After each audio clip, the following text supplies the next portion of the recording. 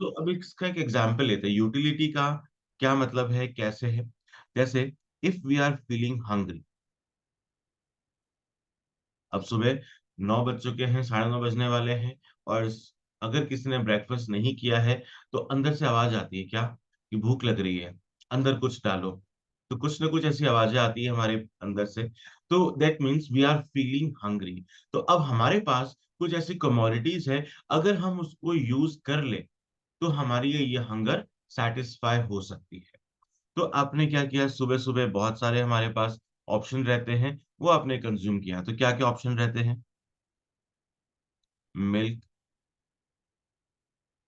Biscuits, toast, इस तरह के बहुत सारे ब्रेकफास्ट के ऑप्शंस रहते हैं, स्प्राउट्स। तो ये सारे मैंने हेल्दी ऑप्शंस लिखे हैं, कुछ और ऑप्शंस भी आपके माइंड में होंगे। तो वो सब चीजें जब हम कंज्यूम करते हैं तो हमारी क्या होती है, हंगर शांत हो जाती है, सेटिस्फाई होती है। दैट मीन्स इस मिल्क में वो पावर है जो हमारी हंगर को सेटिस्फाई कर सकता है। तो उसको हम क्या बोलते हैं, यूटिलिटी। लेकिन ये जो यूटिलिटी है, ये वेरी करती है from item to item, from person to person. किसी पर्सन को मिल्क बहुत पसंद है तो उसको यूटिलिटी ज्यादा मिलेगी, लेकिन अगर किसी को मिल्क बिल्कुल भी पसंद नहीं है तो उसको यूटिलिटी नहीं मिलेगी या फिर कम मिलेगी। जैसे अंश बोलता है मेरे को तो मिल्क पसंद ही नहीं, मेरे को तो चाय ही चाहिए सुबह सुबह, तो मिल्क से उसको सेटिस्फैक्शन नहीं मिलेगा, उसको सिर्फ चाय कंज्यूम करने से ही सेटिस्फैक्शन मिलेगा। तो ये होता है यस हमारा यस। यूटिलिटी का मतलब। फिर दूसरा एक और अप्रोच आता है, that is known as indifference curve approach. तो वहां पर भी हम क्या करते हैं, यूटिलिटी को यूज करते हैं, लेकिन दोनों में एक डिफरेंस है। दोनों में एक डिफरेंस डाउट है क्या। हाँ, क्या कह रहे हो। सर, जैसे आपने बताया कि डिफरेंस होता है सबके माइंड्स में, लेकिन हम हम्म हाइपोथेटिकल सिचुएशन लेके जाते हैं कि सामने हम्म। वाले को भी वो चीज पसंद होती है ना सर, जब हम एनालिसिस करते हैं तो। हाँ, जब हम एनालिसिस करते हैं तो बाय डिफॉल्ट कुछ अजम्पशंस रहती है। इकोनॉमिक्स में कहीं पर भी कोई भी चैप्टर हम पढ़ेंगे तो हर चैप्टर के साथ में कुछ अजम्पशंस एसोसिएटेड होती हैं। तो जब हम ये चैप्टर करेंगे तो आपको समझ में आएगा कि हम क्या अज्यूम कर लेते हैं, प्रैक्टिकली क्या होता है और हमारी अजम्पशन क्या होती है, दोनों में कई बार डिफरेंसेस रहते हैं। तो इसलिए इकोनॉमिक्स को हमें यूज कैसे करना है, that is a very important thing. अगर हमने बहुत ज्यादा असम्पशंस ले ली तो हमारा रिजल्ट डिस्ट्रैक्टेड हो सकता है, बहुत वियर्ड रिजल्ट आ सकता है। तो दो तरह की अप्रोचेस यहाँ पे होगी, एक यूटिलिटी अप्रोच, दूसरा इनडिफरेंस कर्व अप्रोच। यूटिलिटी के अंदर हम क्या बोलेंगे, इट कैन बी क्वांटिफाइड, हम उसको मेजर कर सकते हैं, यूटिलिटी कितनी मिली है उसको हम नंबर में लिख सकते हैं। लेकिन इनडिफरेंस कर्व अप्रोच ये बोलती है कि हम यूटिलिटी को मेजर नहीं कर सकते हैं, सिर्फ ये पता लगेगा यूटिलिटी मिली है, कम मिली है या ज्यादा मिली है, बस ऐसा कंपैरिजन हो सकता है, लेकिन हम उसको क्वांटिफाई नहीं कर सकते हैं। तो ऐसा कौन बताता है, इनडिफरेंस कर्व एनालिसिस। देन इसी यूनिट में हमारे पास एक और बड़ा चैप्टर है, that is law of demand. Law of demand, demand का मतलब क्या होता है, एनी आइडिया, किसको बोलते Desire हैं, for a commodity. Requirement of commodity, Desire. Desire, okay, किसी कमोडिटी की डिजायर। तो अब मैंने बोला कि बासमती की इच्छा है कि शी ओन अ पैलेस, ये डिजायर है, क्या हम इसको डिमांड कह सकते हैं। नो सर सर, इसके नो। लिए effective demand, ability to effective desire चाहिए। यस, इसके लिए एबिलिटी टू और क्या चाहिए परचेसेस। हमें। Ability Ability to and purchase. willingness to pay. Yes, तो desire first and foremost thing तो है ही, लेकिन सिर्फ डिजायर है उससे काम नहीं चलेगा। डिजायर के साथ में हमारे पास होनी चाहिए ability, ability to buy that thing, ability to procure that thing. हमारे पास इतना पैसा होना चाहिए कि हम उस चीज को खरीद सकें। अब मान लो वो पैलेस जो है वो 25 करोड़ का है, और बासमती कहती है मेरे पास तो 30 करोड़ रुपए है, मैं खरीद सकती हूँ। एबिलिटी टू बाय, एबिलिटी भी है, तो क्या अब हम इसको डिमांड कह सकते हैं। No sir, willingness to yes. Purchase चाहिए। अब थर्ड एक और चीज आती है कि हमारे पास सिर्फ पैसा होने से नहीं, हमें पैसा खर्च करना भी पड़ेगा। तो we must have the willingness to pay that much money. तो विलिंगनेस टू पे, हमें उसके लिए विलिंगनेस होनी चाहिए कि हम उतना पैसा पे कर सके।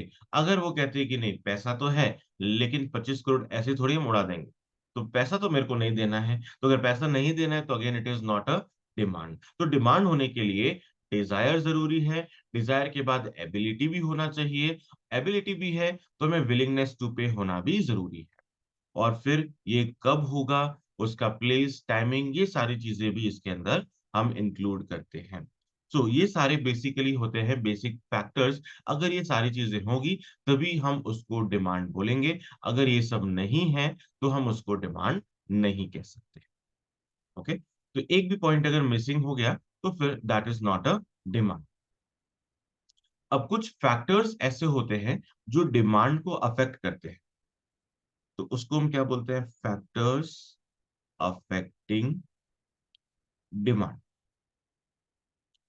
कोई ऐसा फैक्टर आपको ध्यान में है जिसकी वजह से आपने कोई कमोडिटी को खरीदना इंक्रीज कर दिया या किसी को आपने डिक्रीज कर दिया? कोई भी ऐसा प्राइस। फैक्टर आपके माइंड में? Price of the price. Commodity, price of the yes, सबसे पहला फैक्टर जो हमारे माइंड में आता है वो है प्राइस ऑफ द कमोडिटी। अगर कोई चीज महंगी हो जाती है तो हम उसकी डिमांड क्या करते हैं, कम कर देते हैं, उसकी डिमांड डिक्रीज कर देते हैं।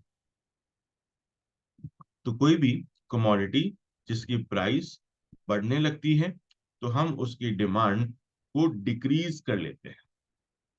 तो इस केस में क्या हुआ, दोनों में कैसा रिलेशन हमें देखने को मिल रहा है, there is inverse relation. Inverse. Relationship कैसा हो गया, इनवर्स। एक इंक्रीज हो रहा है तो दूसरा डिक्रीज हो रहा है। सिमिलरली अगर प्राइस कम हो जाती है तो हमारी डिमांड बढ़ जाती है। So again there is inverse relationship, या फिर हम कहते हैं नेगेटिव रिलेशनशिप। तो एग्जाम्पल लेते हैं, अगर कोई टी शर्ट है, उसकी प्राइस थी पहले ₹1000, अब सेम टी शर्ट की प्राइस बढ़ करके हो गई कितनी, 1500। तो मार्केट में पहले जो इस टी शर्ट की डिमांड थी दैट वाज 10 यूनिट्स, अभी डिमांड इसकी डिक्रीज होके ओनली 7 यूनिट्स पे आ गई। तो जैसे ही प्राइस हो गई इंक्रीज, उसकी डिमांड डिक्रीज हो गई। तो इस तरह का रिलेशनशिप हम नॉर्मली देखते हैं, लेकिन क्या ये ऑलवेज फॉलो होता है? नो सर, ये नो। हाइपोथेटिकल इसके सिचुएशन अंदर भी कुछ डिपेंड करता है। एक्सेप्शंस होते हैं जहां पर ये फॉलो नहीं होता। तो आगे जाकर हम डिस्कस करेंगे ऐसे कौन से एक्सेप्शंस हैं जहां ये फॉलो नहीं होता। ओके, और सर कोई एक बार वो फैक्टर ऊपर आपको का, ध्यान में आ रहा है? सर एक बार वो थोड़ा सा स्लाइड ऊपर कर दीजिए, एक बार मैं स्क्रीनशॉट ले लूँ। Income, yes, income. इनकम आप कह सकते हो किसी पर्सन की इनकम, एज इनकम इंक्रीजेस तो उस पर्सन की क्या होती है, परचेसिंग पावर बढ़ने लग जाती है, तो वो गुड्स की डिमांड ज्यादा करता है। तो जब इनकम बढ़ती है तो हम डिमांड ज्यादा करते हैं। तो एक पर्सन जिसकी इनकम पहले थी 20,000 रुपीज अ मंथ, अब उसकी इनकम बढ़ करके हो गई है 50,000 रुपीज पर मंथ। अब पहले जितने वो क्लोथ्स परचेज करता था अभी पहले से ज्यादा परचेज करने लग गया। तो as income increases his demand also increases. तो इनकम के साथ हम डिमांड को जब रिलेट करते हैं then there is a direct relationship. Income बढ़ती है तो हम ज्यादा पैसा स्पेंड करते हैं और ज्यादा गुड्स की डिमांड करते हैं। तो there is a positive relationship between income and demand. Okay, और कोई factor? Price of substitute goods. Yes, price of substitute goods, related commodity. जिसको हम बोल सकते हैं रिलेटेड गुड्स भी कह दो, एक ही बात है। लेकिन रिलेटेड गुड्स जब हम बोलते हैं तो इसको हम टू कैटेगरीज में डिवाइड करते हैं। One is substitute and other one is complementary. तो सब्स्टिट्यूट का मतलब क्या होता है, किसको बोलते हैं सब्स्टिट्यूट गुड्स? सर अगर ए और बी हैं तो वो दोनों आइडेंटिकल हैं एक तरीके से, और वो एक दूसरे के जगह पे यूज किए जा सकते हैं। यस, पेप्सी और Coke. Those goods which can be used in place of one another, जो एक दूसरे की जगह पे काम में आ सकते हैं। कि पेप्सी हम लेने गए नहीं मिली, कोक से काम चला लिया। अमेरिकन नट्स आइसक्रीम लेने गए नहीं मिली, चॉकलेट आइसक्रीम लेके आ गए। तो these goods are known as substitute goods which can be used in place of one another, जो एक दूसरे की जगह पे हम काम में ले सकते हैं। तो यहाँ पे क्या रिलेशनशिप है? तो अगर हम ऐसा बोलते हैं कि if price of Pepsi increases, हम मार्केट में गए पेप्सी लेने के लिए, अब पता चला पेप्सी तो महंगी हो गई, पहले 80 रुपीज की थी, अभी 100 रुपीज उसकी प्राइस हो गई। तो प्राइस ऑफ पेप्सी इंक्रीजेस। फिर हमने देखा कोक भी पास में पड़ी है, कोक की प्राइस आज भी 80 रुपीज है, उसने अभी तक प्राइस इंक्रीज नहीं की है। तो अगर पेप्सी की प्राइस बढ़ गई है तो कोक की डिमांड पे क्या इफेक्ट होगा? सर कोक की बढ़ डिमांड बढ़ जाएगी। जाएगी। सर कोक की डिमांड बढ़ जाएगी, इंक्रीज हो जाएगी। तो प्रैक्टिकली क्या हुआ? पेप्सी ने प्राइस बढ़ा दी, ऑटोमेटिकली कोक की डिमांड बढ़ गई। कोक ने कोई एक्शन नहीं लिया, उसने ना तो प्राइस बढ़ाई ना प्राइस घटाई, लेकिन पेप्सी की प्राइस बढ़ते ही कोक की डिमांड बढ़ने लग गई। इसका मतलब प्राइस तो हम ले रहे हैं एक्स की और क्वांटिटी ले रहे हैं हम किसकी? वाई की। तो अगर गुड्स सब्स्टिट्यूट वाली कैटेगरी का है तो उस केस में एक इंक्रीज होगा तो दूसरे की डिमांड इंक्रीज होगी। तो रिलेशनशिप कैसा बनेगा? Positive direct sir. Relationship, direct relationship. Direct. तो पॉजिटिव रिलेशन यहाँ पे बन जाएगा। दूसरा आता है कॉम्प्लीमेंट्री गुड्स। तो कॉम्प्लीमेंट्री गुड्स कौन से होते हैं? साथ साथ साइमल्टेनियसली ही यूज होते हैं। Which are quantities. Consume together, जो साइमल्टेनियसली यूज होते हैं। So those goods which are consumed together, हमेशा साथ होगा वो बात नहीं कर रहे हैं, लेकिन अक्सर उन चीजों को साथ में काम में लिया जाता है। कोई example? Bread and butter. Yes, bread and car butter, mobile and and mobile and petrol. Bread butter, car and petrol. तो ये सारे एग्जाम्पल हो गए विच आर कंज्यूम्ड टुगेदर। तो अगर एक कमोडिटी की प्राइस इंक्रीज हो जाती है तो दूसरे की डिमांड पे क्या असर पड़ेगा? घटेगा सर। घट दूसरे जाएगा। के भी कम हो जाएगा। तो अगर एक्स की प्राइस बढ़ेगी तो दूसरी गुड्स की डिमांड कम हो जाएगी। तो there is inverse relationship here. तो यहाँ पे रिलेशन कैसा हो जाएगा? इनवर्स हो जाएगा। तो अगर हमने बोला price of petrol increases, petrol की प्राइस बढ़ गई तो फिर demand of petrol car decreases. तो पेट्रोल वाली कार की जो डिमांड है वो आपकी डिक्रीज हो जाएगी। तो देयर इज इनवर्स रिलेशनशिप। तो ये होता है किसमें? कॉम्प्लीमेंट्री गुड्स के अंदर। तो अब अगर पूछा जाए कि एग्जाम में कई बार केस बेस्ड क्वेश्चन आता है, आपको क्वेश्चन दे देंगे, एग्जाम्पल दे देंगे, तो आपको पहले देखना है कि वो सब्स्टिट्यूट है या कॉम्प्लीमेंट्री है, एंड अकॉर्डिंगली उसमें आंसर करना है। So if we are talking about shirt and trouser, तो ये किसका एग्जाम्पल है? सब्स्टिट्यूट या कॉम्प्लीमेंट्री? Sir complementary. कॉम्प्लीमेंट्री। कई कॉम्प्लीमेंट्री। बार कॉम्प्लीमेंट्री कई गुड। बार एग्जाम में जल्दबाजी में मैंने देखा है बहुत सारे लोग क्या करते हैं, इसको सब्स्टिट्यूट पे टिक कर लेते हैं। तो सब्स्टिट्यूट तो अगर किसी ने सोचा हो प्रैक्टिकली तो उसको मतलब पेट दुखना जाएगा सोच सोच के कि शर्ट एंड ट्राउजर एक दूसरे की जगह पे कैसे यूज कर सकते हैं हम। ट्राउजर नहीं है तो उसकी जगह पे शर्ट आपने रैप कर लिया, तो that is not possible. So of course it is a part of complementary goods. तो दीज गुड्स आर कॉम्प्लीमेंट्री। तो ऐसे केस में रिलेशन कैसा रहेगा? पॉजिटिव या negative? Sir positive. Negative. Negative sir, negative negative. हाँ, देखा कॉम्प्लीमेंट्री। जल्दबाजी में आंसर गलत हुआ, ऐसा ही होता है एग्जाम में। तो रिलेशन इज नेगेटिव। ओके, एक और बता दो कोई फैक्टर जो ध्यान में आ रहा है। Taste and preference. Sir preference sir. Preference of consumer, taste, habit, तो ये चीजें हम ले सकते हैं।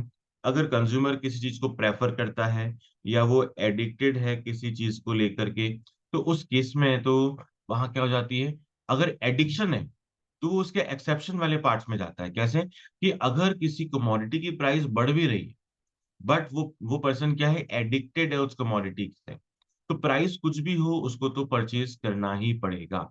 ही will demand as it is. तो एडिक्शन जो है वो हमारा एक्सेप्शन वाले पोर्शन में चला जाता है। यहां पर हम और क्या बोल सकते हैं, taste and preference. Taste and preference का मतलब क्या है कि अगर वो प्रेफरेंस कंज्यूमर के फेवर में है, अगर टेस्ट फेवरेबल है तो उसकी डिमांड ज्यादा होगी, टेस्ट अनफेवरेबल है तो उसकी डिमांड कम हो जाएगी।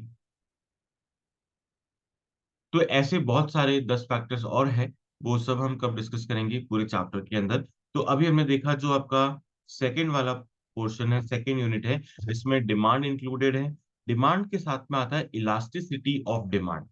इलास्टिसिटी के अंदर हम क्या करते हैं, मेजर करते हैं कि जो हमारे फैक्टर्स है उसका कितना इफेक्ट आता है। अगर प्राइस 10% चेंज हुई है तो डिमांड कितने परसेंट चेंज होगी, लेस देन 10% या इक्वल टू 10% या मोर देन 10%, तो उसी को हम बोलते हैं इलास्टिसिटी ऑफ डिमांड। कि जितना चेंज प्राइस में हुआ है, जितना चेंज एक फैक्टर में हुआ है, क्या उतना ही चेंज दूसरे फैक्टर में है या उससे कम ज्यादा है। So that is elasticity of demand. इसके बाद एक और टॉपिक इंक्लूडेड है इस यूनिट नंबर 2 में, दैट इज सप्लाई। सप्लाई किसके पॉइंट ऑफ व्यू से होता है, कंज्यूमर या producer? Producer Producer. Sir. Producer. Producer. क्योंकि डिमांड हम बात कर रहे हैं ये होता है as per customer, as per consumer, लेकिन सप्लाई की जब हम बात करते हैं एज पर प्रोड्यूसर, जो गुड्स को बना रहा है, गुड्स को सेल कर रहा है, गुड्स को मैन्युफैक्चर कर रहा है, उसके अकॉर्डिंग। तो एक सप्लायर क्या सोचेगा, प्राइस हमेशा ज्यादा होनी चाहिए या कम होनी चाहिए? सर ज्यादा होनी चाहिए, उससे ज्यादा उसका होनी चाहिए प्रॉफिट। सर। ज्यादा होनी चाहिए। Yes, sir. So if price increases तो वो गुड्स की सप्लाई को इंक्रीज करेगा या डिक्रीज करेगा? सर बढ़ाएगा सर। बढ़ाएगा। मतलब प्राइस के साथ में सप्लाई का कैसा रिलेशन होगा, positive. Positive positive sir. Relationship, yes. तो if price increases quantity supplied also increases, so there is positive relationship between price and quantity supply। अब यहाँ भी कुछ फैक्टर्स ऐसे आएंगे जो हमारी सप्लाई को अफेक्ट करते हैं। और जब भी हम ये लॉस पढ़ते हैं, कौन से, law of demand, law of supply, एक सबसे कॉमन अजम्पशन है। कौन सा कॉमन अजम्पशन है? सबसे कॉमन अजम्पशन है जो बहुत Other ज्यादा काम में things आता being equal, है, yes. Sir, other just things Other produce. things being being constant. Equal, मतलब अदर फैक्टर्स रिमेनिंग कांस्टेंट, कि दूसरे जितने भी फैक्टर्स हैं वो सारे क्या रहते हैं, कांस्टेंट। मतलब हम एक बार में एक ही फैक्टर के बारे में बात कर सकते हैं, उसी के अंदर चेंजेस हो सकते हैं, बाकी सारे फैक्टर्स क्या रहेंगे, कांस्टेंट। ये आपकी बेसिक अजम्पशन रहती है। All other factors are constant, मतलब अगर किसी की प्राइस चेंज हो रही है तो इनकम ऑफ कंज्यूमर में कोई चेंज नहीं होगा, पॉपुलेशन में चेंज नहीं होगा, सब्स्टिट्यूट कॉम्प्लीमेंट्री में कोई चेंज नहीं होगा, all other factors remaining same. ये हमारी एक नॉर्मल अजम्पशन रहती है सप्लाई और डिमांड को लेकर के। फिर इसमें आता है इलास्टिसिटी ऑफ सप्लाई। तो ये सारे टॉपिक्स मिल करके जो आपका वेटेज बनता है दैट इज 10 मार्क्स। तो इसमें टॉपिक्स ज्यादा है लेकिन वेटेज कम है, बट इसका जो इफेक्ट है, इसके जो इस चैप्टर के जो बेनिफिट्स है वो आगे वाले चैप्टर्स में जरूर काम में आते हैं। जैसे मार्केट के अंदर ये बहुत ज्यादा हेल्प करेगा, वहां पर भी पूरे एक चैप्टर है जिसमें डिमांड और सप्लाई का ही यूसेज है। तो जो हमने यहाँ पे समझा है, स्टडी किया है, उसका एप्लीकेशन हम समझेंगे किसमें, मार्केट चैप्टर में। तो यूनिट नंबर 2 इजी है बट इसका वेटेज थोड़ा सा कम रहता है। थर्ड टॉपिक आता है हमारा प्रोडक्शन एंड कॉस्ट। तो प्रोडक्शन ये प्योरली प्रोड्यूसर के पॉइंट ऑफ व्यू से है कि कैसे हमें प्रोड्यूस करना है। तो इनपुट और आउटपुट की रिलेशनशिप को ये एस्टैब्लिश करता है कि हमने इधर से इनपुट डाला, उधर से वापस क्या निकला, आउटपुट निकला। तो इनपुट एंड आउटपुट के बीच में जो रिलेशनशिप है that is regarded as production function. अब बेसिकली प्रोडक्शन का मतलब तो हमने अकाउंट्स में भी पढ़ा है, मैनेजमेंट के अंदर भी पढ़ा है, रॉ मटेरियल लगाओ, लेबर यूज करो और हमारा गुड्स बन जाएगा। लेकिन इकोनॉमिक्स में सिर्फ इतना नहीं है। इकोनॉमिक्स में हमें रिलेशन एस्टैब्लिश करना है किसके बीच में, कि what is average product, what is total product, what is marginal product. तो इन सब के बीच में हम एक रिलेशनशिप बनाएंगे और एक ऐसा स्टेज फाइंड आउट करेंगे जो हमारे लिए फ्रूटफुल होगा। मतलब एक ऐसा स्टेज जहां पे हमें सबसे ज्यादा बेनिफिट मिलेगा। तो अगर हम कोई चीज मैन्युफैक्चर कर रहे हैं, शार्क टैंक आप सभी लोगों ने कहीं ना कहीं देखा होगा, यूट्यूब पे या कोई एपिसोड्स देखे होंगे, तो उसमें आपको देख के कई बार आइडिया लगता है कि हमें प्रोडक्शन को बढ़ाना चाहिए, लेकिन कितना हम प्रोडक्शन करें वो हमारे लिए ऑप्टिमम रहे। उससे कम करेंगे तो भी दिक्कत है, उससे ज्यादा करेंगे तो भी दिक्कत हो जाती है कई बार। तो एक ऑप्टिमम स्टेज तक पहुंचने के लिए हमें इकोनॉमिक्स का हेल्प लेना पड़ता है। तो इकोनॉमिक्स हमें यहाँ पे बताएगा कि आपको किस लेवल पे रहना चाहिए, कौन सा स्टेज हमारे लिए सही है। दूसरी चीज आती है यहाँ पे कॉस्ट। तो जब हम प्रोडक्शन के बारे में पता लगाते हैं तो उससे ही रिलेट करती है हमारी कॉस्ट। अगर आपने 100 यूनिट्स बनाए तो हमारे 100 यूनिट्स की कॉस्ट हम निकालेंगे। अगर 500 बनाए तो 500 की कॉस्ट निकलेगी। तो ये बताओ, जब हम प्रोडक्शन को इंक्रीज करते हैं तो हमारी कॉस्ट इंक्रीज होती है या डिक्रीज होती है? Decrease. इंक्रीज। अब हम बात करते हैं कि डिक्रीज। इसमें कौन सी कॉस्ट। अगर हम टोटल कॉस्ट की बात करें तो total cost will of course increase. ज्यादा प्रोडक्शन करेंगे तो ज्यादा रॉ मटेरियल लगेगा, ज्यादा लेबर लगेगा, ज्यादा कैपिटल लगेगा, तो of course total cost will increase. लेकिन अगर एवरेज कॉस्ट की हम बात करते हैं तो क्या होगा? तो डिक्रीज होगा। Sir average cost decrease to decrease up to some extent. कि जब हमने प्रोडक्शन को बढ़ाना शुरू किया तो एक सर्टेन लेवल तक क्या होगा, एवरेज कॉस्ट हमारी कम होती चली जाएगी। बट उससे ज्यादा हमने एक्सपेंशन कर दिया। कोई भी चीज अगर हम लिमिट से ज्यादा करते हैं ना तो वापस नुकसान देने लग जाती है। दैट मीन्स एवरेज कॉस्ट उसके बाद वापस बढ़ जाएगी। हर जगह ये लॉ एप्लीकेबल होता है कि कोई भी चीज अगर हम लिमिट में रह करके करते हैं तो उसका बेनिफिट मिलता है, बहुत ज्यादा करेंगे तो फिर वो चीज वापस नुकसान करेगी। कोई भी एग्जांपल हम ले लें, हर जगह ऐसा होता है। जैसे अगर हम बात करें कंजम्पशन ऑफ मिल्क, मिल्क का कंजम्पशन बहुत हेल्दी होता है, बिल्कुल होता है, दिन में हमें 2-3 ग्लास पी लेना चाहिए। लेकिन अगर कोई मिल्क के पीछे पागल हो गया, दीवाना हो गया कि सुबह से लेके शाम तक हर 1 घंटे में 1 ग्लास मिल्क का, अगर ऐसा करने लग जाएंगे तो क्या होगा, बॉडी में जो कोलेस्ट्रॉल का लेवल है वो एकदम से बूस्ट हो जाएगा, बहुत ज्यादा बढ़ जाएगा, ब्लॉकेजेस बढ़ जाएंगे। तो यही मिल्क जो हमें कैल्शियम देता है, बॉडी को सपोर्ट करता है, हेल्प करता है, यही चीज हमारी लाइफ के लिए डेंजरस हो सकता है अगर हमने उसको लिमिट से ज्यादा यूज कर लिया तो। सेम चीज है वाटर। हमें दिन भर में कंज्यूम करना चाहिए वाटर, 3 से लेके 4 लीटर नॉर्मली हमारा कंजम्पशन होना चाहिए। लेकिन किसी को पता चला अच्छा पानी पीने से तो बहुत सारे फायदे होते हैं, हमारा वेट जो है मेंटेन रहता है, सब कुछ होता है, तो उसने बहुत ज्यादा पानी पीना चालू कर दिया, 10 लीटर 12 लीटर। तो एक्सेसिव कंजम्पशन अगेन क्या करेगा, आपकी किडनी के ऊपर ज्यादा जोर डालेगा। बिकॉज किडनी का काम क्या होता है, फिल्टर करना, वाटर को फिल्टर करना। तो अगर हमने बहुत ज्यादा कंजम्पशन किया, किडनी का यूसेज बढ़ जाएगा और बहुत जल्दी किडनी फेलियर हो जाएगी। दैट मीन्स पानी से भी हमें खतरा है, लेकिन एक लिमिट के बाद में। तो कोई भी चीज up to a certain extent is beneficial और उसके बाद में नुकसान देती है। तो इकोनॉमिक्स हमें यही चीज समझाने की कोशिश करता है। तो इस यूनिट नंबर 3 का जो वेटेज है that is again 10 marks. Then fourth, one of the most important topic that is market. तो मार्केट का मतलब क्या होता है, any idea? place where buyer and consumer sir bargain for a commodity. Buyer और कंज्यूमर सिमिलर नहीं हो गए? The place Sorry, where buyer and seller seller sir. meet. क्या हुआ? Buyer and seller sir. Yes, तो एक जगह, एक प्लेस जहां पे बायर्स एंड सेलर्स मीट करते हैं एंड दे एक्सचेंज। वो कुछ एक्सचेंज करते हैं, बायर कुछ पे कर रहा है, मनी दे रहा है एंड उसके बदले पे उसको वापस गुड्स मिल रहे हैं। एक जना गुड्स दे रहा है, दूसरा उसको मनी दे रहा है, उसके लिए पेमेंट कर रहा है। तो इस तरह की प्लेस को हम अक्सर क्या बोलते हैं? मार्केट। सो पहले ये चीज ओनली फिजिकल हुआ करती थी, now it is converted to online also. तो पहले मार्केट सिर्फ फिजिकल फॉर्म में था, लेकिन आज के जमाने में ये वर्चुअली भी हो गया। मनी भी वर्चुअली हो रही है, इवन गुड्स भी हम वहां पे ऑनलाइन परचेज कर सकते हैं, गुड्स आपको डिलीवर हो जाएगा। अगर आप कोई ऑनलाइन सर्विस ले रहे हैं तो वो भी आपकी वर्चुअल सर्विस में भी आ सकता है।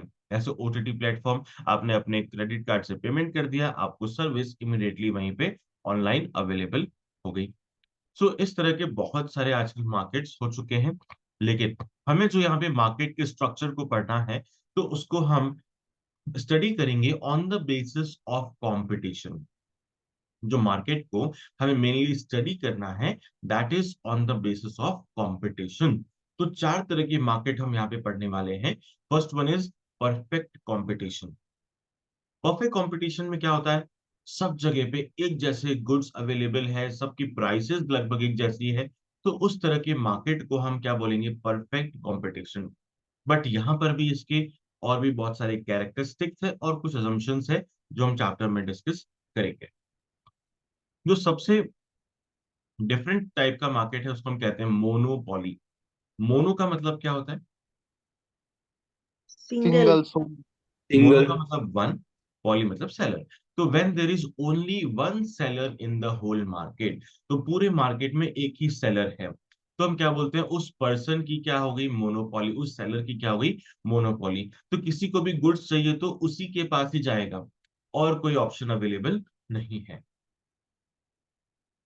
तो अगर मैं बोलूं कि लाइक फ्लाइट्स की हम बात करें, तो उसमें सिर्फ अगर एक ही कंपनी है, इंडिगो, और कोई है ही नहीं, तो इंडिगो की उसमें क्या बन जाती है? मोनोपोली। क्योंकि और कोई दूसरी हमारे पास फ्लाइट्स कंपनीज है ही नहीं, तो इंडिगो बन जाएगी मोनोपोली। लेकिन एट प्रेजेंट ऐसा नहीं है, 8-10 कंपनियां हैं। तो जब कंपनीज है, बड़ी बड़ी कंपनीज है, लेकिन उसमें कहीं ना कहीं लिमिटेशन है, तो उस तरह की कंपनीज को हम इंक्लूड करते हैं किसमें? ओलिगोपोली।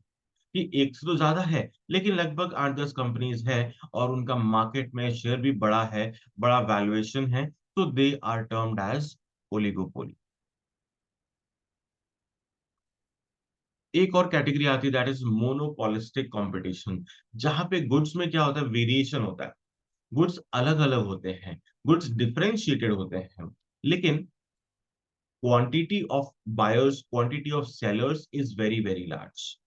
जैसे सोप का हम एग्जांपल लेते हैं, तो मार्केट में बहुत तरह के सोप्स अवेलेबल है, हजारों कंपनीज मिलेगी आपको सोप्स की, और सबकी वैरायटी भी आपको बहुत सारी मिलेगी। किसी में रोज मिलेगा, किसी में नीम, तुलसी, बहुत सारी चीजें आपको मिलेगी। किसी की फ्रेग्रेंस अलग है, किसी का लेदर अलग है, किसी में लेदर बहुत ज्यादा है तो किसी में बहुत कम है। तो सबके अंदर वेरिएशंस आपको मिलेंगे। So this is the part of monopolistic competition.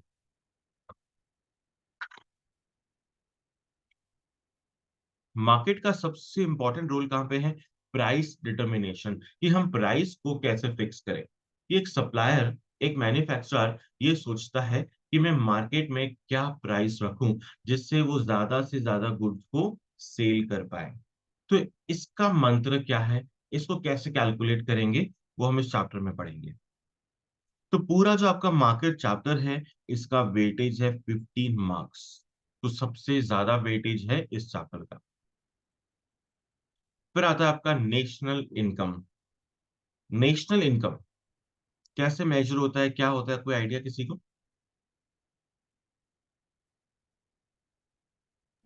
Sir ये दो तरीके से होता है sir, GDP and GDP and और कोई? नेशनल इनकम हम किसको बोलते हैं? Sir, total income of the population. Okay, एक सिंपल डेफिनेशन तो है कि टोटल इनकम ऑफ पॉपुलेशन, कि एक देश में जितने भी लोग रहते हैं सबकी इनकम को जोड़ दो, तो उससे आ जाता है नेशनल इनकम। लेकिन जो इकोनॉमिक्स में इसकी जो डेफिनेशन है इतनी ही नहीं है, इससे भी बहुत ज्यादा वाइड है। तो इसकी डेफिनेशन काफी अलग है, काफी ब्रॉड है, कि एक देश में जितना भी प्रोडक्शन हो रहा है, उसकी मॉनेटरी वैल्यू को हम क्या बोलते हैं? National income. एक देश में जितना भी प्रोडक्शन हो रहा है उसकी मॉनेटरी वैल्यू को हम बोलते हैं नेशनल इनकम। तो उसकी डेफिनेशन बहुत वाइड है, तो इसको हम डिटेल में चैप्टर के अंदर करेंगे। इसमें कुछ फॉर्मुलेज भी हमारे पास आएंगे। हमारे पास 3 अलग अलग तरीके होंगे जिससे हम नेशनल इनकम को मेजर कर सकते हैं। हर तरीके से वैसे इनकम क्या आती है? सेम आती है। तो इसको हम डिटेल में उस चैप्टर के अंदर करेंगे, लेकिन चैप्टर का वेटेज अच्छा है। That is again 15 marks. 15 number का आपका ये चैप्टर है। देन फिर आता है बिजनेस साइकिल। बिजनेस साइकिल ये हम अक्सर देखते हैं शेयर मार्केट की तरह होता है कि एक बिजनेस में भी बहुत सारे उतार चढ़ाव आते हैं, फ्लक्चुएशन आते हैं। कि कभी तो बिजनेस हमारा फटाफट से ग्रो कर रहा है, फिर डाउन आ गया, फिर ग्रो किया, फिर डाउन आ गया। तो इस तरह का ट्रेंड हमेशा चलता रहता है। बट ओवरऑल जब हम लॉन्ग टर्म में हमारी परफॉर्मेंस को देखते हैं तो वो एवरेज परफॉर्मेंस हमारी इस तरह से इंक्रीज होती हुई नजर आती है। तो बिजनेस साइकिल में 4 अलग अलग स्टेजेस होते हैं। वो स्टेजेस को हम डिटेल में डिस्कस करेंगे कि हाईएस्ट लेवल, फिर वहां से डाउनफॉल होने वाला लेवल, फिर आता है सबसे लोवेस्ट, एंड देन वापस अपवर्ड ट्रेंड। तो इस तरह के 4 अलग अलग स्टेजेस है जो हम डिटेल में डिस्कस करेंगे कि ऐसा कब होता है और कौन सी चीज हमें किस तरीके से इम्पैक्ट करेगी। तो ये हम करेंगे आपके बिजनेस साइकिल के अंदर। और बिजनेस साइकिल का आपका जो वेटेज है, I think that is also 5 marks.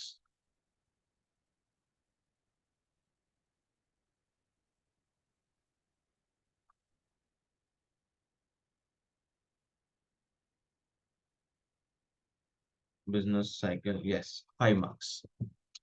फिर आता है आपका पब्लिक फाइनेंस। पब्लिक फाइनेंस के अंदर क्या होता है? बेसिकली जो गवर्नमेंट की पॉलिसीज बन रही है, तो गवर्नमेंट बहुत सारी पॉलिसीज बनाती है, चाहे वो टैक्सेशन को लेके है, चाहे वो चीजों को मैनेज करना है। तो उसके अंदर गवर्नमेंट को क्या चाहिए? रेवेन्यू, ताकि गवर्नमेंट एक्सपेंडिचर कर सके। तो उसके लिए गवर्नमेंट बजट बनाती है। बजट के अंदर क्या होता है? कहाँ कहाँ से पैसा आएगा? टैक्सेस से, लाइसेंस से, पेनल्टी से, फीस से। तो ये सारे इनफ्लोज हम काउंट करते हैं। फिर उसके बाद आउटफ्लोज कि हमें क्या बनाना है, roads, railways, hospital, school, colleges, कहाँ कहाँ पैसा खर्च करना है। तो इस तरह की सारी बातें हम करेंगे चैप्टर नंबर 7 के अंदर। Weightages 10 marks. चलिए 1 मिनट बचा है, मैं फटाफट एक बार वेटेज आपको बता देता हूँ रिमेनिंग चैप्टर्स का। तो रिमेनिंग जो चैप्टर्स है इन सबका वेटेज भी वैसे आपका 10-10 मार्क्स का है। तो on an average her chapter का वेटेज 10 मार्क्स है, लेकिन 4 चैप्टर में ऐसे हैं जिनका वेटेज 15 मार्क्स है, 2 का, और 2 का 5 मार्क्स है। तो टोटल मिलके आपका ये बन जाता है 100 मार्क्स।